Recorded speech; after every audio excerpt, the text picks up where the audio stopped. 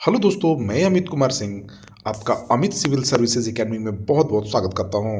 दोस्तों, मैं आज आपके लिए 8 मार्च 2024 के बिहार करंट अफेयर्स और राष्ट्रीय और अंतर्राष्ट्रीय खबरों के साथ हाजिर हूं। दोस्तों, इसका पढ़ने के बाद आपको 8 मार्च का एक भी करंट अफेयर्स नहीं छूटने वाला है। तो दोस्तों, देर न करिए, चैनल को जरूर सब्सक्राइब करिए, दोस्तों में शेयर करिए। और दोस्तों, मैं बताना चाहूँगा कि आप मेरा डेली का पीडीएफ भी प्राप्त कर सकते हैं। वो कैसे प्राप्त करेंगे, मैं आपको वीडियो के अंत में ही जानकारी दूंगा। तो चलते हैं आज के पहले क्वेश्चन की तरफ। 5 मार्च 2024 तक आयुष्मान कार्ड बनाने की रैंकिंग में बिहार का कौन सा जिला प्रथम स्थान पर आया है? देखिए दोस्तों, 5 मार्च 2024 को आयुष्मान कार्ड बनाने की रैंकिंग हुई है बिहार में। इसमें जो है अरवल जिला प्रथम स्थान पर आया है। साथ ही साथ दोस्तों, सबसे ज़्यादा आयुष्मान कार्ड 5 करोड़ आयुष्मान कार्ड बनाकर उत्तर प्रदेश सबसे आगे है। बिहार ने लगातार दो दिनों में 28 लाख आयुष्मान कार्ड बनाकर एक रिकॉर्ड कायम किया था। आयुष्मान भारत प्रधानमंत्री जन आरोग्य योजना एवं मुख्यमंत्री जन आरोग्य योजना के तहत विशेष अभियान के तहत 2 दिन में 28 लाख कार्ड बनाए गए हैं। आयुष्मान भारत प्रधानमंत्री जन आरोग्य योजना को पीएम मोदी ने साल 2018 में लागू किया था। केंद्र सरकार का कहना है कि आयुष्मान भारत दुनिया की सबसे बड़ी स्वास्थ्य बीमा योजना है। इसके तहत अब तक 50 करोड़ लोगों को स्वस्थ जीवन के लिए आयुष्मान भारत का कवर मिला है। बिहार सरकार ने राज्य के सभी राशन कार्ड धारकों तक आयुष्मान योजना का लाभ पहुंचाने का फैसला लिया है। दूसरे क्वेश्चन की तरफ चलते हैं दोस्तों। हाल ही में बिहार के राजस्व एवं भूमि सुधार विभाग ने के अनुसार बिहार में कुल कितने मेले आयोजित किए जाते हैं? देखिए दोस्तों, बिहार में कुल 47 मेले आयोजित किए जाते हैं, जिनमें बिहार के 14 मेलों को राजकीय दर्जा भी मिल चुका है। इसमें पितृपक्ष मेला गया में जो लगता है वो राजकीय मेला है। सोनपुर मेला छपरा वाला, श्रावणी मेला भागलपुर, मलमास मेला नालंदा, बीसी मेला बांका, बाबा केवल स्थान मेला समस्तीपुर, देव छठ मेला औरंगाबाद, औंगारी धाम मेला नालंदा, बड़गांव छठ मेला नालंदा, बाबा महतो साहब मेला नालंदा और मकर मेला राजगीर, परशुराम महोत्सव मेला पटना और बाबा अमर सिंह मेला शाहपुर पटोरी।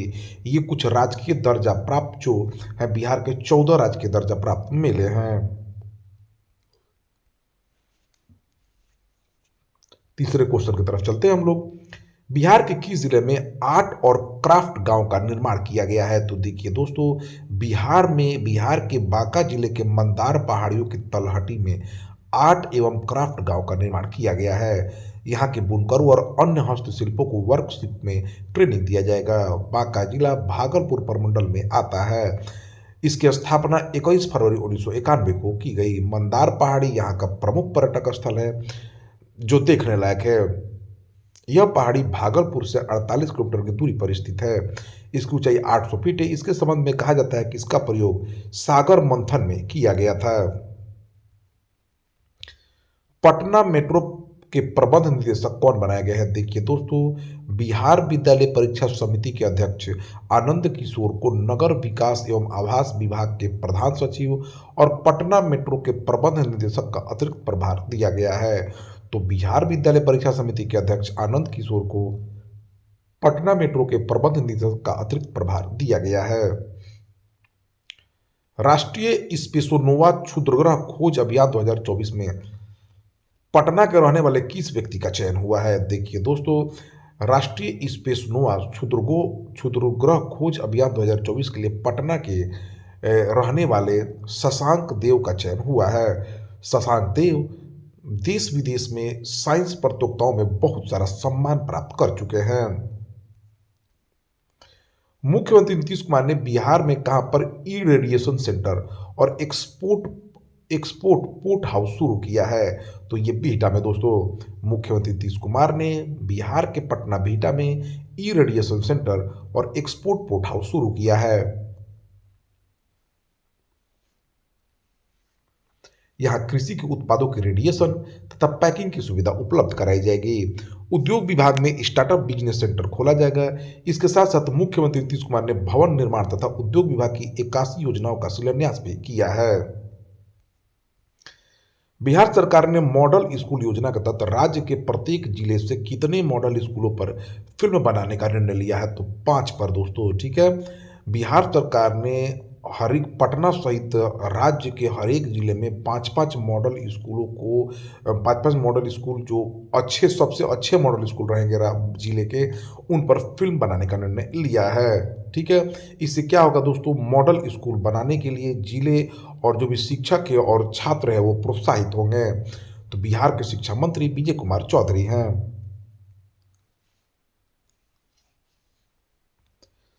नीति आयोग द्वारा जारी देश की 114 आकांक्षी जिलों की रैंकिंग में बिहार का कौन सा जिला प्रथम स्थान पर आया है? तो दोस्तों जमुई आया है। नीति आयोग द्वारा जारी देश की 114 आकांक्षी जिलों की रैंकिंग में बिहार का जमुई जिला प्रथम स्थान पर आया है। बिहार का जमुई जिला बैंक को आधार सीड करने तथा प्रमुख योजनाओं को लागू करने में प्रथम स्थान पर आया है। जमुई जो है जैनों के प्रमुख तीर्थस्थलों में से एक है। जमुई मुर्गी मुंगेर प्रमंडल में आता है। 24वें तीर्थंकर भगवान महावीर ने उजहावलिया नदी के तट पर स्थित जुम्भी के ग्राम में दिव्य ज्ञान प्राप्त किया था। जमुई जिले के सोनो प्रखंड इलाके के करमटिया जियोलॉजिकल सर्वे ऑफ इंडिया के द्वारा कराए गए सर्वेक्षण के बाद देश का सबसे बड़ा सोने का भंडार होने की बात सामने आई थी। भारतीय भूवैज्ञानिक सर्वेक्षण के सर्वे के अनुसार जमुई जिले में 37.6 टन खनिज युक्त अयस्क समेत लगभग 222.88 मिलियन टन सोने का भंडार है। किस केंद्रीय मंत्री ने नीति आयोग के प्लेटफॉर्म नीति फॉर स्टेटस को लॉन्च किया है? तो अश्विनी वैष्णव ने। भारत के इलेक्ट्रॉनिक्स एवं भारत के संचार, रेलवे और इलेक्ट्रॉनिक्स एवं आईटी मंत्री अश्विनी वैष्णव ने सरकारी थिंक टैंक नीति आयोग का प्लेटफॉर्म नीति फॉर स्टेटस लॉन्च किया है, जो एक डिजिटल सार्वजनिक बुनियादी ढांचा है। इसके साथ ही उन्होंने नीति आयोग में विकसित भारत रणनीति कक्ष का भी उद्घाटन किया है। नीति आयोग का पूरा नाम राष्ट्रीय भारत परिवर्तन संस्थान, इंग्लिश में national institute for transforming India है।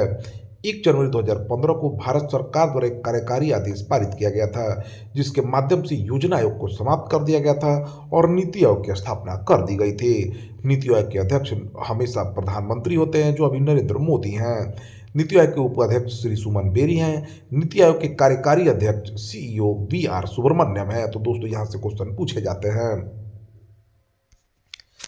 भारत के लिए 100 टेस्ट मैच खेलने वाले 14वें खिलाड़ी कौन बने हैं? तो वो रविचंद्रन अश्विन है दोस्तों। भारतीय स्पिन गेंदबाज रविचंद्रन अश्विन ने भारत के लिए 100 टेस्ट मैच खेलने वाले 14वें खिलाड़ी बन गए हैं। उन्होंने उपलब्धि धर्मशाला के Himachal Pradesh cricket association stadium में इंग्लैंड के खिलाफ 5वें टेस्ट के दौरान हासिल की है। साल 2011 में नई दिल्ली में वेस्टइंडीज के खिलाफ टेस्ट क्रिकेट में पदार्पण करने वाले अश्विन 100 टेस्ट मैच खेलने वाले तमिलनाडु के पहले खिलाड़ी भी बन गए हैं। रविचंद्रन अश्विन के अलावा इंग्लैंड के जॉनी ब्रेस्टो भी इंग्लैंड के लिए अपना 100वां टेस्ट मैच खेल रहे हैं। बीसीसीआई भारतीय क्रिकेट कंट्रोल बोर्ड के प्रमुख रोजर बिन्नी हैं। अगर आईसीसी के अध्यक्ष की बात की जाए तो ग्रेग बार्कले हैं। हाल ही में किस देश ने अपनी मुद्रा का अवमूल्यन किया है? अवमूल्यन का मतलब हो गया दोस्तों मुद्रा की जांच की गई कि आखिर में उसका कितना दाम है और अदर देशों की तुलना में वो कितना बढ़ोतरी हुआ है। केंद्रीय बैंक द्वारा ब्याज दर में भारी बढ़ोतरी के बाद मिस्र ने साल 2022 की शुरुआत से चौथी बार अपनी मुद्रा का अवमूल्यन किया है। मिस्र ने अपनी मुद्रा में 35% से अधिक का अवमूल्यन किया है। मिस्र पूर्वोत्तर अफ्रीका को मध्य पूर्व से जोड़ने वाला देश है। इसकी राजधानी काहिरा है और यहाँ की मुद्रा मिस्र पाउंड है। राष्ट्रपति यहाँ के अब्देल फतेह अल सीसी है। प्रधानमंत्री मुस्तफा मैडबोली है। विशालकाय पिरामिडों के लिए मिस्र दुनिया भर के पर्यटकों के लिए आकर्षण का केंद्र बना है। राष्ट्रीय युवा संसद महोत्सव 2024 में प्रथम पुरस्कार किसने जीता है? तो यतिन भास्कर दुग्गल ने दोस्तों। राष्ट्रीय युवा संसद महोत्सव 2024 में हरियाणा के यतिन भास्कर दुग्गल ने प्रथम पुरस्कार जीता है, जबकि तमिलनाडु के वैष्णव पिचाई ने दूसरा पुरस्कार और राजस्थान की कनिष्का शर्मा ने तीसरा पुरस्कार जीता है। युवा संसद के फाइनल के लिए 87 राज्य स्तरीय विजेता नई दिल्ली में एकत्रित हुए थे। दिल्ली के मुख्यमंत्री अरविंद केजरीवाल है। दिल्ली के उपराज्यपाल विनय कुमार सक्सेना है। राष्ट्रीय युवा संसद महोत्सव 2024 युवाओं की आवाज राष्ट्र परिवर्तन के लिए जुड़ाव और सशक्त की थीम पर आयोजित किया गया।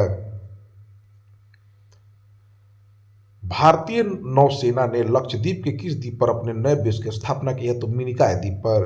भारतीय नौसेना ने हिंद महासागर क्षेत्र में अपनी परिचालन क्षमताओं को बढ़ाने के उद्देश्य से लक्षद्वीप के मिनिकॉय द्वीप पे अपना नया बेस आईएनएस जटायु स्थापित किया है। इससे पहले नौसेना ने लक्षद्वीप के कावरती में आईएनएस द्वीप रक्षक की स्थापना की थी। नौसेना प्रमुख एडमिरल आर हरिकुमार ने लक्षद्वीप में दूसरे नौसैनिक अड्डा का उद्घाटन किया है। नीति आयोग किसके सहयोग से फ्रंटियर टेक्नोलॉजी लैब्स लॉन्च किया है? तो दोस्तों मेटा के सहयोग से। अटल इनोवेशन मिशन नीति आयोग ने मेटा के सहयोग से फ्रंटियर टेक्नोलॉजी लैब्स लॉन्च किया है। इसका उद्देश्य युवाओं को नवाचार करने के लिए सशक्त बनाना है। अभी तक एआईएम ने भारत के 722 स्कूलों के में 10,000 अटल टिकरिंग लैब्स स्थापित किए हैं। National payment corporation of India ने एनपीसीआई ने ब्लॉकचेन और आर्टिफिशियल इंटेलिजेंस के क्षेत्र में सहयोग के लिए किसके साथ हाथ मिलाया है? तो दोस्तों आईआईएससी बेंगलोर के साथ। National payment corporation of India ने बुधवार को ब्लॉकचेन और आर्टिफिशियल इंटेलिजेंस तकनीक पर संयुक्त अनुसंधान करने के लिए भारतीय विज्ञान संस्थान बेंगलोर के साथ एक समझौता किया है। इसके तहत स्केलेबल ब्लॉकचेन प्लेटफॉर्म और मल्टी मॉडल एनालिस्टिक पर विचार किया जाएगा। किस राज्य ने भारत का पहला सरकारी स्वामित्व वाला यानी पूर्णतः सरकारी ओटीटी प्लेटफॉर्म सिस्पेस लॉन्च किया? तो दोस्तों केरल राज्य ने। आप जानते हैं दोस्तों केरल भारत में सबसे ज़्यादा साक्षरता दर वाला राज्य है। तो दोस्तों यहाँ से नए नए इनोवेशन होते रहते हैं केरल से। केरल ने गुरुवार को भारत का पहला सरकारी स्वामित्व वाला ओटीटी प्लेटफॉर्म सिस्पेस लॉन्च किया है। इसे मुख्यमंत्री पिनराई विजयन ने मलयालम सिनेमा की आगे की यात्रा में एक निर्णायक कदम बताया है। सिस्पेस पर स्ट्रीमिंग के लिए पहले चरण में कुल 42 फिल्मों का चयन किया गया है, जिनमें 35 फीचर फिल्में और 6 डॉक्यूमेंट्री और शॉर्ट फिल्म शामिल है। इस पर राष्ट्रीय राज्य पुरस्कार जीतने वाली और प्रमुख फिल्म समारोह में प्रदर्शित फिल्में भी स्ट्रीम की जाएगी। केरल के राज्यपाल मोहम्मद आरिफ खान हैं। किस राज्य में देश की पहली आर्टिफिशियल इंटेलिजेंट टीचर लॉन्च हुई है? तो दोस्तों केरल में ही तिरुवनंतपुरम के केटीसीटी हायर सेकेंडरी स्कूल में एक साड़ी पहने आयरिस नाम की एआई सक्षम ह्यूमनॉइड रोबोट है। महिला की तरह आवाज रखने वाली और इसमें एक असल टीचर की कई विशेषताएं हैं। इस एआई टीचर रोबोट को पेश करने वाली कंपनी मेकर लैब्स एडुटेक के अनुसार आयरिस न केवल केरल में बल्कि देश में पहली जनरेटिव एआई स्कूल शिक्षक है। उन्होंने आगे बताया कि इसका मकसद स्कूलों में बच्चों की एक्टिविटी को बढ़ाना है। आयरिस 3 भाषाएं बोलने में सक्षम है। किस देश में दुनिया का दूसरा सबसे बड़ा पानी में तैरता हाइब्रिड सोलर पावर प्लांट लगा है? तो थाईलैंड में दोस्तों। थाईलैंड जिसे सफेद हाथियों की भूमि कही जाती है। तो यहाँ पर दुनिया का दूसरा सबसे बड़ा पानी में तैरता हाइब्रिड सोलर पावर प्लांट लगा है। थाईलैंड की राजधानी बैंकॉक है। यहाँ की मुद्रा थाई बात है। राजा यहाँ के वजीरा लोंगकॉर्न है। आधिकारिक भाषा यहाँ की थाई है। प्रधानमंत्री प्रयुत चन ओचा है। हिंदू धर्म का थाईलैंड के राज परिवार पर सदियों से गहरा प्रभाव रहा है। माना यह जाता है कि थाईलैंड के राजा भगवान विष्णु के अवतार है और इसी भावना का सम्मान करते हुए थाईलैंड का राष्ट्रीय प्रतीक गरुड़ है। थाईलैंड में राजा को राम कहा जाता है। तो दोस्तों यह रहा 8 मार्च 2024 के सभी इंपॉर्टेंट बिहार करंट अफेयर्स, राष्ट्रीय तथा अंतर्राष्ट्रीय घटनाओं के साथ। तो ऐसे ही वीडियो प्राप्त करने के लिए आप हमारे चैनल से जरूर जुड़िए। Thank you for watching my videos. और अगर आपको वीडियो का पीडीएफ प्राप्त करना है तो आप हमारे Amit civil services academy Telegram channel पर जाकर डेली का वीडियो प्राप्त कर सकते हैं। Thank you for watching my videos.